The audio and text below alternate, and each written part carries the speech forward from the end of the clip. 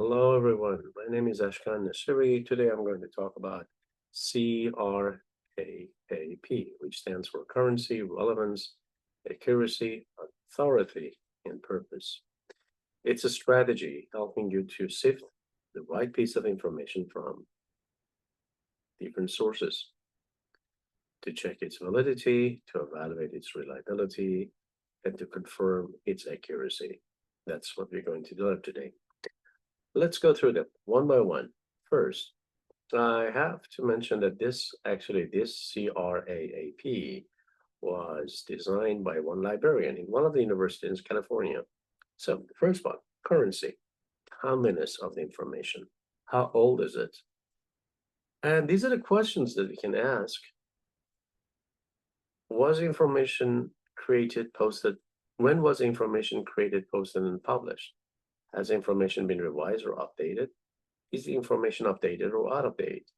Are the links still functional?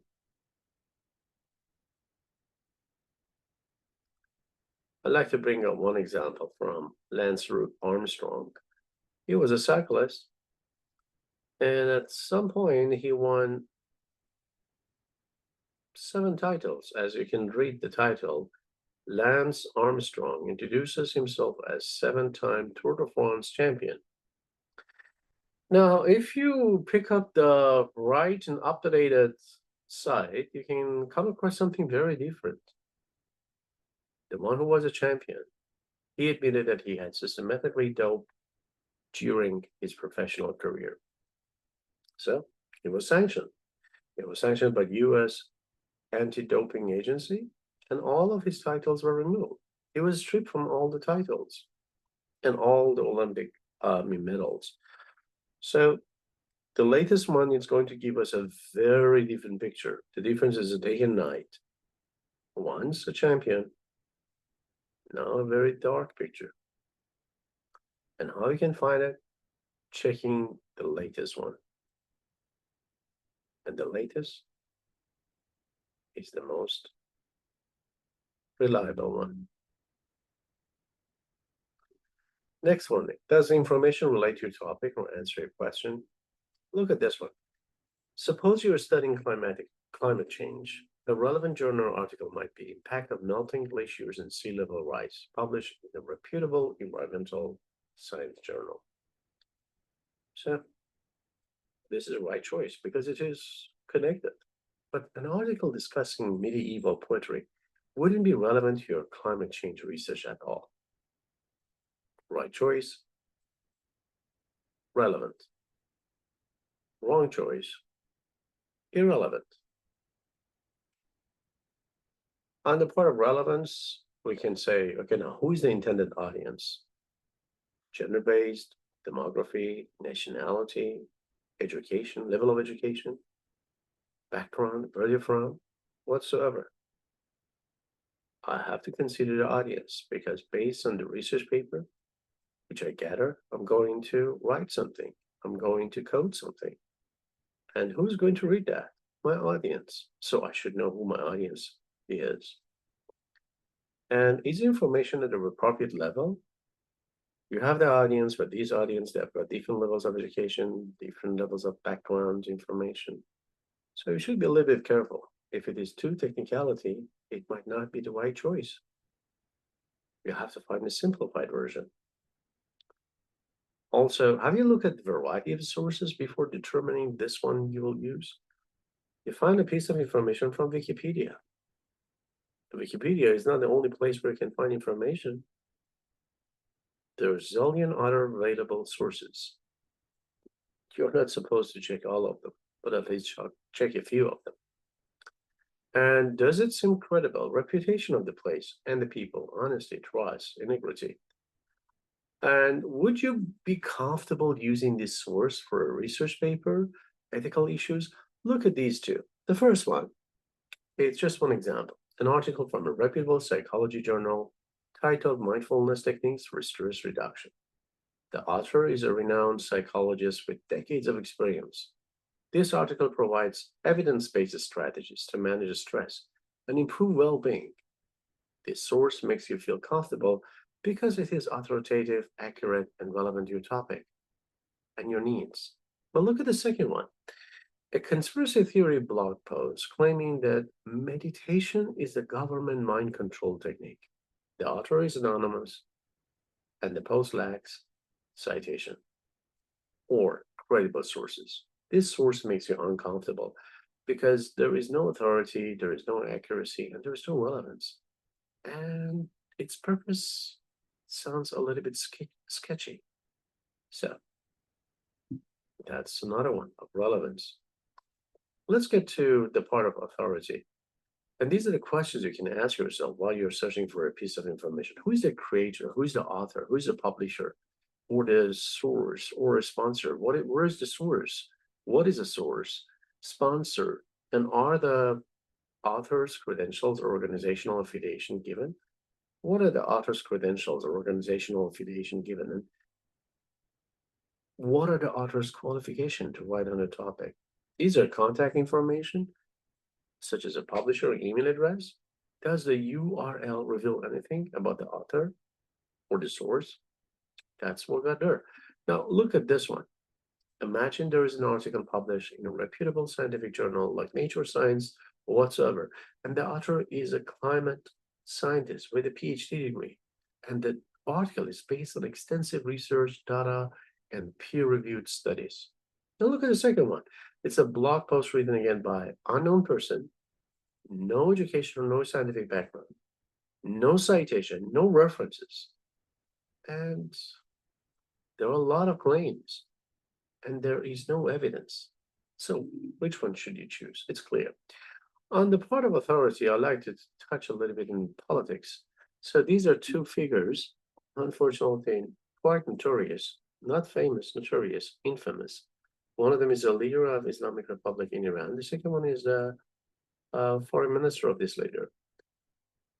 They have got their own power, but are they trustworthy? No, they're not. Even the people of the country where they rule do not trust them.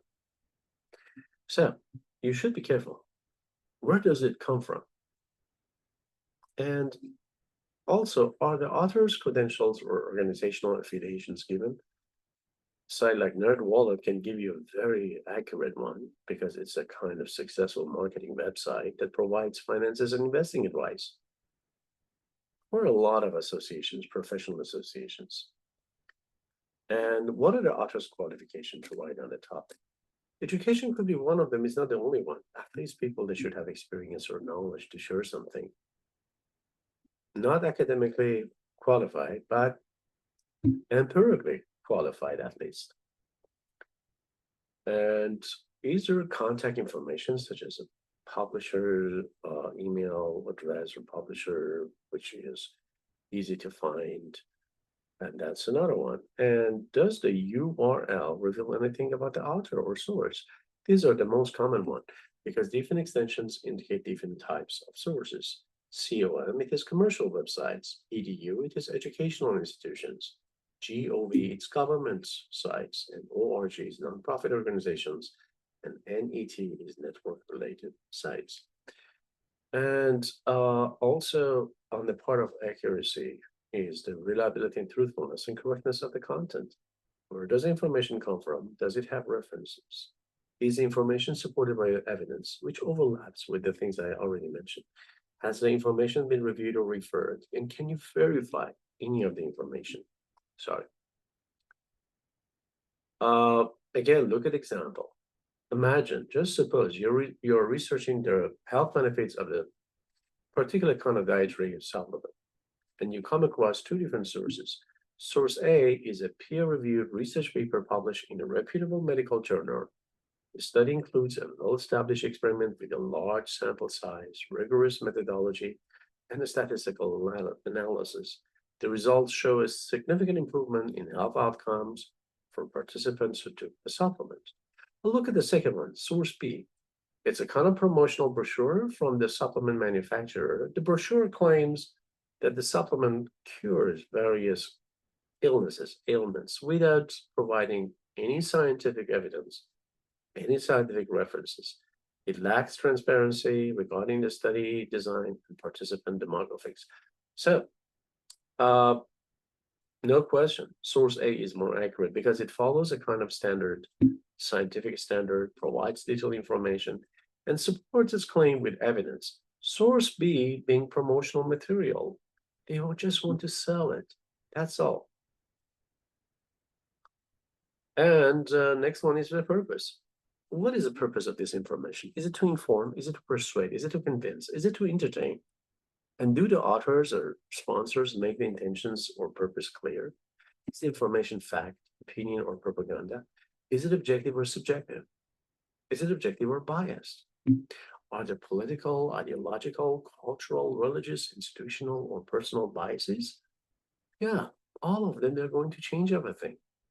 Look at these two examples, source A and source B. Two different scenarios. Academic research paper titled Effects of Social Media Usage on Adolescent Well-Being. The purpose of this paper is to investigate the correlation between social media use and mental health outcomes among teenagers. The authors aim to provide evidence-based insights for policymakers, educators, and parents. Look at source B. It's a blog post titled 10 Ways Social Media is Running Your Life. The purpose of this blog post is to entertain and engage readers by highlighting negative aspects of social media. It lacks rigorous research, but aims to provoke discussion and raise awareness. I don't say there is something wrong with the second one, but when we are in the world of academia, which one should we choose? Definitely the first one. Source A serves an informative purpose, while source B is just for engagement and awareness. Understanding the purpose helps you evaluate the relevance and reliability of each source for your research. On the part of biased and unbiased, objective sources and biased sources, you can imagine that you've got a kind of supplement or a vitamin, and there is a website run by a company that sells this vitamin supplements. And they might publish articles emphasizing the importance of taking these kind of supplements. This is definitely biased. And this information aims to promote the products, no matter what. But look at the second one. Again, academic journal articles on the benefits of mindfulness techniques for stress reduction. And it is peer-reviewed, evidence-based. I repeat, evidence-based. And authored by experts in the field. It provides objective information without any commercial motives. So I have got one short article at the end, but I try to skip that one. Sometimes you might be exposed to zillion, articles or zillion and million and jillion different sources of information. But if you want to pick the right one for your research paper, you should ask yourself questions. And this strategy can help you a lot. Is it current, up to date, or is it old? Is it related to my topic exactly, or is it irrelevant? Okay, who made it? Is it accurate? Or no, quite sketchy. And what is the purpose of the writer here? Does he want to, or does she want to educate me? Do they want to educate me, or do they want to entertain me? Do they want to promote the product, or do they want to provide the information? I hope you just use this strategy for your research paper and finding the right piece of information in the right place in the right time. Thank you, guys. Have a very good day.